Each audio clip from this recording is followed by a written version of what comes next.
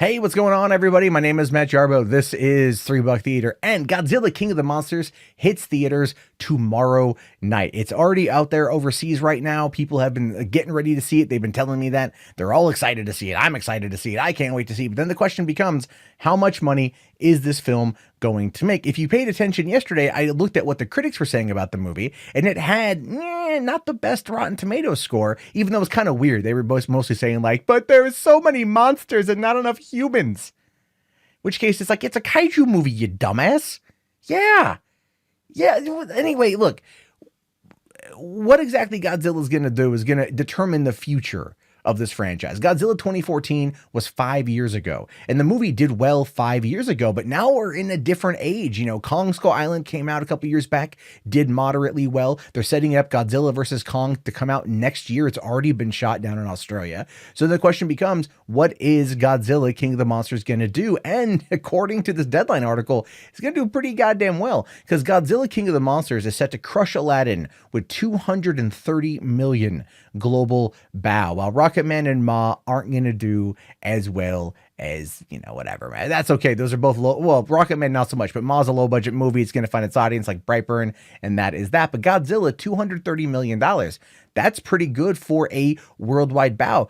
But let's take a look at what the article says here. It says the US-Canada opening range for this film from Trick or Treat director Michael Dougherty is set in the 50 to 55 million range. And I want you to keep that in mind. 50 to 55 million for this movie, opening here in the United States, 5 years past the original. Now, but the reviews are at 49% on Rotten Tomatoes and are nowhere near as strong as Godzilla and Kong Skull Island. Both were 75% certified fresh. Yeah, but one of the biggest complaints with the first Godzilla was that it was not enough Godzilla.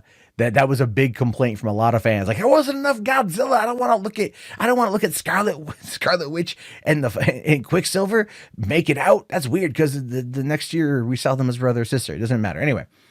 Tomato meter, if the tomatoes ratings drops in the 20% title range, so will the opening prospects for the film. So if it drops even fewer or further, people are maybe not going to go see it. Now, King of the Monsters is leaning towards men with similar awareness but lower enthusiasm stateside than Kong Skull Island. King of the Monsters starts previews at 4 p.m. on Thursday at 3,600 locations. Now think about that. Usually the previews kick off at 7 p.m. They kick off at 7 p.m., but Warner Brothers is adding an additional one at 4 p.m. tomorrow, which is insane. Kids aren't out of school yet, right? Kids aren't out of school. People still got to work. A 4 p.m. showing is an early showing. I'm going to try to go see that showing, predominantly because I got other crap to do tomorrow. If I can get it out of the way quick, I'd be happy. But anyway, it goes on to say here that this production, which we hear cost about $170 million before print and advertising, will be completely dependent on overseas should it emerge into the black. And All In Godzilla and Friends should see an estimated worldwide opening of 230 to 235 million, which, by the way, stomps Aladdin. Okay, so think about it like this. They are talking about a low U.S. domestic box office opening for this movie, $50 to $55 million, with a worldwide bow of 230 to 235 million. Now, where do you think that money is going to come from? Where do you think a gigantic kaiju battle is going to do well in this world outside of the United States? And obviously, that's China. But before we talk about China, let's take a step back and look at Godzilla 2014. Now we can see here that it had a production budget of 160 million, with this one just having a little bit more with 170, and its total domestic gross was $200 million. But its total worldwide take home was 529 million, with 328 of that taking place in foreign. So it's not bad. Actually, that did pretty good, enough to warrant the sequel. But you got to take a look here at just what it earned in its opening weekend, just to kind of put for comparison. Now, remember, I said 50 to 55 million for Godzilla King of the Monsters. Well, this one in 2014 grossed 93 million. That's almost half less for a movie that looks 8 times as awesome. That's what I don't get. That's what I don't understand. In May 2014, this was opening up the week before X-Men Days of Future Past, and that was, it was a big summer. That was a big summer of movies, but this one only did 93 million.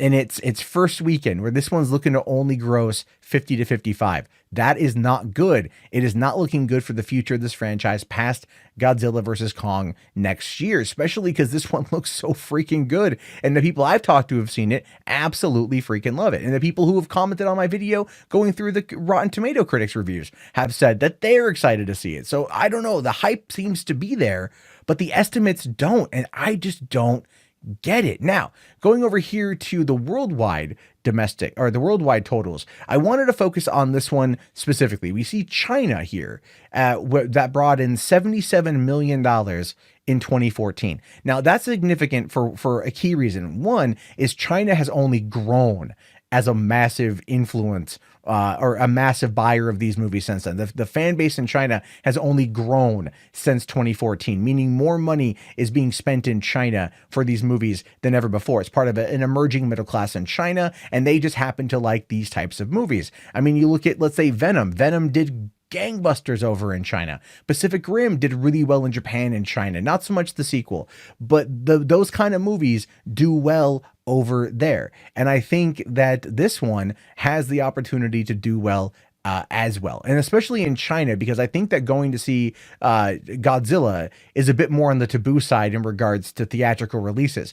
And the reason why I say that is because in China, you can't show anything with like a demon or a ghost because it's going to offend people's religious sensibilities. It's one of the reasons that one of the ways they argue it, even though we know it's really just an insanely repressive and oppressive regime that's in China. But still, I think this movie is going to do well because of the absolute pure spectacle. Now, one of my fears going into this movie is that the script is going to be so blasé, so bland, so dumb, that it's going to end up really just taking away from the film. And that might have been what some of the critics were saying.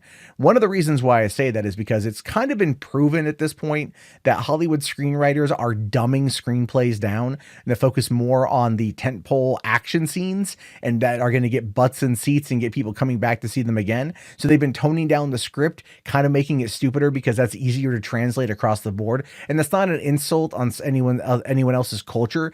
It's an insult only in the regard that people are not being trusted enough to understand what they see in front of them, that they need, that other people, these executives feel the need to tone it down in order to then have a mass wide appeal. I don't like that at all personally, but I hope that this movie has a lot more going for it. I heard there's a bit of a political message in it, definitely a climate change message in it. There's a lot going on with the movie from what I understand, and I'm hoping that it's enough to keep me entertained as well as to think about what's going on. And I don't know if I want to go into a movie like this and necessarily think about things, but I definitely like to be challenged on some preconceived notions as well as walk out going like, I wonder if this was really an allegory or a metaphor for this. And then just to kind of have those internal discussions, because that's how I like to break down movies that way as well. But anyway, this movie is looking to do very well. It is looking to be king of at least June, perhaps, for right now until Toy Story 4 comes out. But at the same time, it might be opening up at a bad time.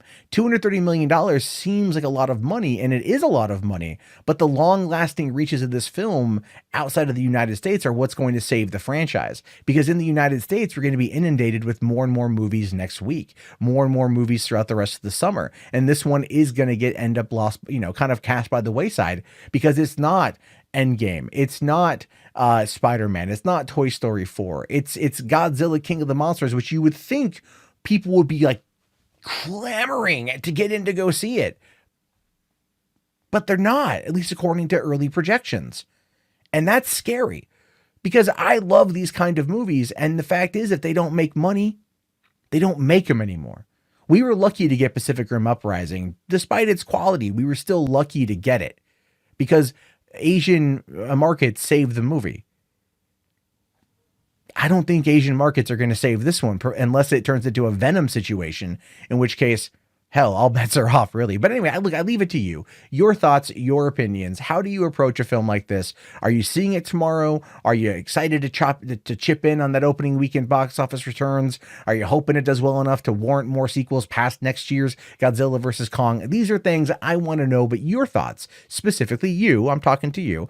Leave your comments below. Thumbs up the video, please. Have yourself a great day, and peace out. Hey, thank you so much for watching the video. I really appreciate it. Don't forget to hit that like button and subscribe if you're new. But if you really want to help the channel, be sure to check out patreon.com/Matt Jarbo. There's $3 theater perks. A lot's going to be going on with that, as well as the Facebook group, which is going to be only growing as time goes on. Anyway, thank you again so much for watching, and I'll see you guys soon.